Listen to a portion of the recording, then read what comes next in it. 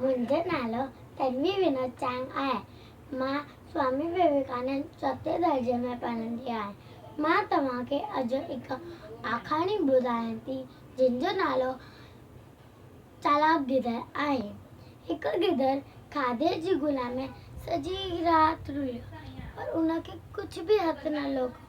सुबुह जो जीअं नाव में थी पंहिंजे घर ते मोटियो थियणो के वण ते हिकु कांउ ॾिसण आयो जंहिंजे वात में लोले जो हिकु टुकुर हो। गिदड़ दिन में ख़्यालु कयो कि इन मूर्ख काव खां वो लोले जो टुकुर फुरे वठां। तंहिं करे इन काव खे पढ़ाए चयो त तूं तो ॾाढो सुहिणो आहे, तुंहिंजा पर कहिड़ा न चिमकेदार, तूं ज़रूरु सुठो राग ॻाईंदो हूंदे। महिरबानी करे मूंखे पंहिंजो राग जो मज़ो न वठाई।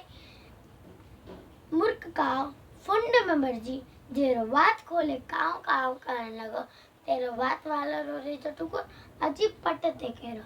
गिदड़ लोलो खाईंदो ख़ुशि थींदो हली वियो। नसीहत कूड़ी सारा ते परजन न घुरिजे। महिरबानी।